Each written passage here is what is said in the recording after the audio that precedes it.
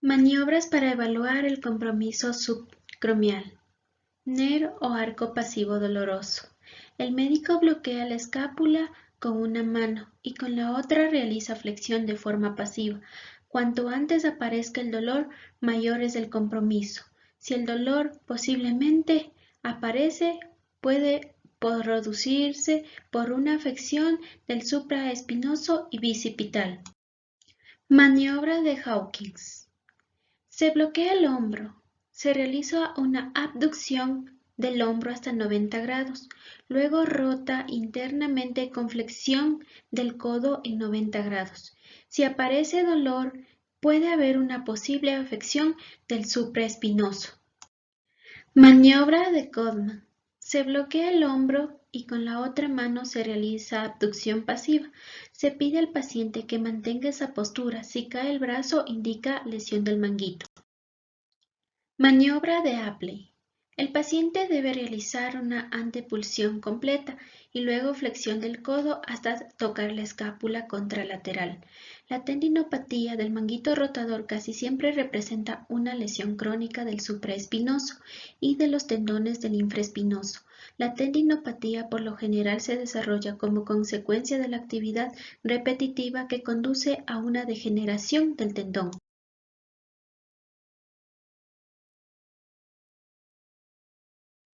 El arco activo doloroso y la prueba de caída del hombro. El arco activo doloroso y la prueba de caída del brazo. La integridad del tendón del supraespinoso puede ser evaluada con la prueba del arco activo doloroso y la prueba de caída del brazo. La prueba del arco activo doloroso consiste simplemente en que el paciente abduzca el brazo desde una posición neutra. La aparición del dolor más allá de 90 grados marca una prueba positiva. La prueba de caída del brazo evalúa la capacidad del paciente para abducir sus brazos. Desde una posición completamente abducida, las pruebas es positiva y produce cuando el paciente es incapaz de bajar el brazo afectado. Maniobra de Jobe. Maniobra de Jobe. Es la prueba de oro Es para la prueba de oro para evaluar la Se lleva a función cabo del haciendo que el paciente supraespinoso. coloque el brazo y Se lleva a abducción de cabo 90 haciendo que el grados y 30 paciente grados de coloque el flexión brazo en hacia adelante y abducción en de rotación 90 y interna, 30 grados apuntando el de pulgar hacia flexión abajo. hacia Después el adelante y en explorador rotación ejerce una interna. fuerza contra resistencia Después, el intentando explorador bajar el ejerce brazo. una Si fuerza aparece dolor contra sin debilidad, resistencia, el signo de intentando bajar el tendinopatía, brazo. mientras Si que el dolor con aparece dolor debilidad es un sin indicativo debilidad, de ruptura el del signo de tendón, ya sea parcial o tendinopatía, completa. mientras que el dolor con debilidad es indicativo de ruptura del tendón parcial o completa.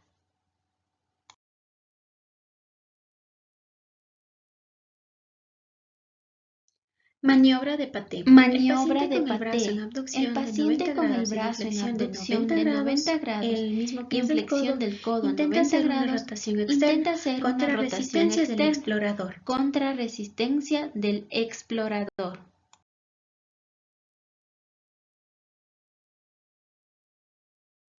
Maniobra de Herbert. Pretende evaluar la fuerza del músculo con el brazo en rotación interna pegada a la escápula. Se intenta impedir que el paciente lo separe.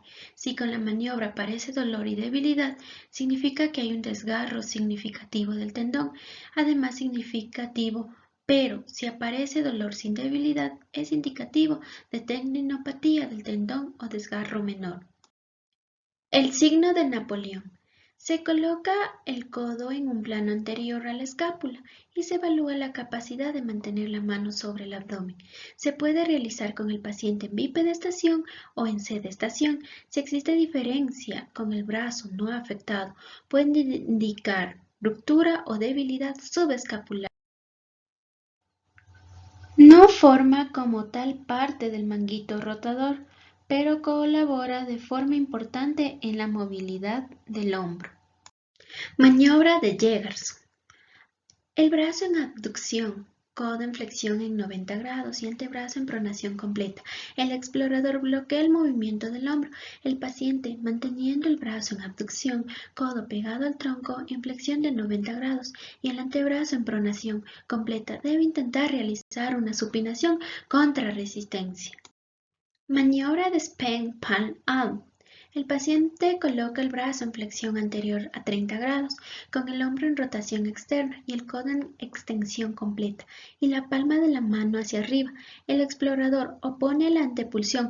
La presencia de dolor o debilidad va a indicar una tendinopatía. Signo de Popeye. Al realizar la flexión del codo contra resistencia, el muslo se desplaza hacia el codo. Este es un indicativo de la ruptura de bíceps.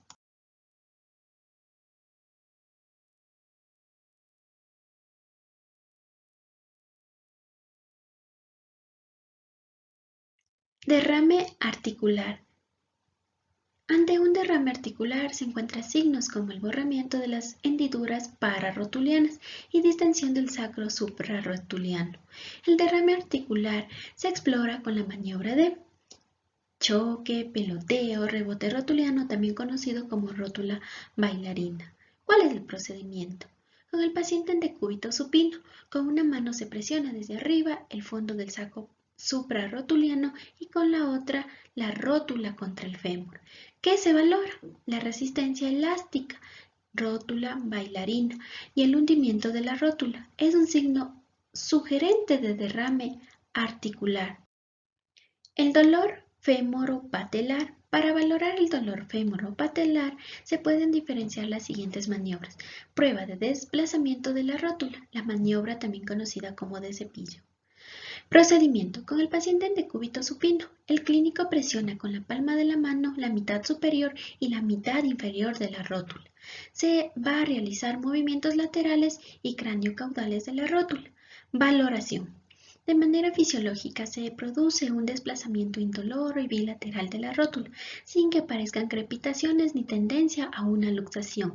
Si se encuentran crepitaciones, indica condropatía o artrosis retrorotuliana. Si hay aumento del desplazamiento lateral o medial, indica laxitud ligamentosa, subluxación de rótula o tendencia a la luxación.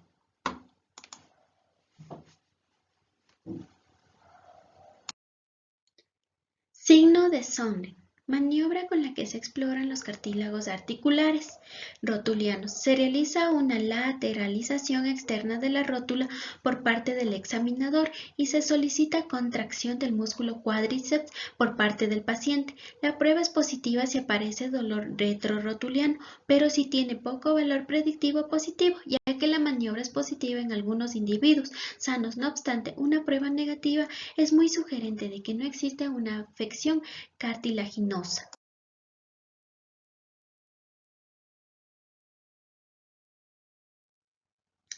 El TEX de McMurray.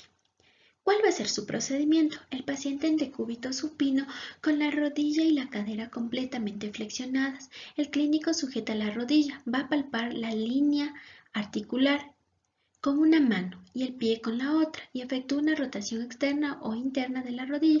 Mantiene la pierna en una posición y se le realiza una extensión de la rodilla posteriormente. ¿Qué va a valorar? La aparición de dolor o chasquido durante la extensión de la rodilla en rotación externa indica una lesión del menisco interno. En rotación interna, una patología del menisco externo. El test de Apley se realiza con el paciente en decúbito prono, con las rodillas en inflexión de 90 grados. Se fija el muslo y se realiza rotación de la rodilla interna y externa, presionando sobre el talón, la rodilla contra la camilla. El dolor con la rotación interna indica patología del menisco externo y viceversa.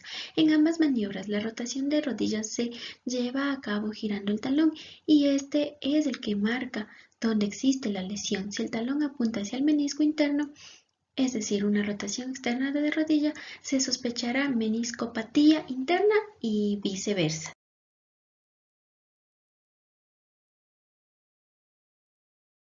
Ligamentos laterales. Maniobra de varo, valgo a 0 y 30 grados de flexión de rodilla. El procedimiento. Con el paciente en decúbito supino, el clínico realiza un varo y un valgo forzado de la articulación de la rodilla, palpando la interlínea articular, buscando la aparición de dolor o bostezo articular de la interlínea externa. Si el varo forzado interno, si valgo forzado, habrá que realizar la exploración en extensión completa 0 grados y con flexión de 30 grados de rodilla. Va a valorar la flexión de 30 grados hace que se exploren los ligamentos laterales de forma aislada, mientras que con una extensión completa también se valoran la cápsula y los ligamentos cruzados. El test de Lashman. Aquí vamos a valorar el ligamento cruzado anterior. ¿Cuál va a ser el procedimiento?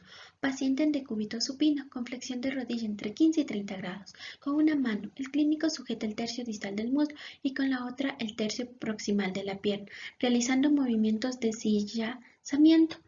Valoración. Si existe lesión del ligamento cruzado, se produce un desplazamiento de la tibia respecto al fémur de más de 5 milímetros.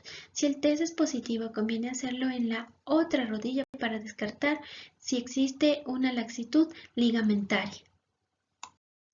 La prueba de cajón anterior. Procedimiento. Paciente en decúbito supino con la articulación de la cadera flexionada a 45 grados y la rodilla en 90 grados. Con las nalgas del clínico fija el paciente del enfermo en la rotación deseada y sujeta la cabeza de la tibia con ambas manos y con la musculatura flexora relajada. Tracción en dirección ventral. La prueba se realiza en posición neutra o en rotación externa de 15 grados del pie para verificar la inestabilidad antero-interna y en rotación interna de 30 grados para verificar la inestabilidad antero-externa, que va a valorar si existe insuficiencia crónica del ligamento cruzado anterior. Se puede palpar un cajón anterior en la que las lesiones recientes, la exploración del cajón anterior en flexión de 90 grados suele ser negativa. En estos casos debe considerarse la prueba en flexión prueba de Lashman. Ligamento cruzado posterior. Aquí se va a realizar la prueba de cajón posterior. Va a ser similar a la del cajón anterior, pero con desplazamiento de la rodilla en dirección dorsal. Recurvato. Con el paciente en decúbito supino se levanta ambas piernas desde los dedos de los pies, observando en el lado afectado un genu recurvatum de rodilla.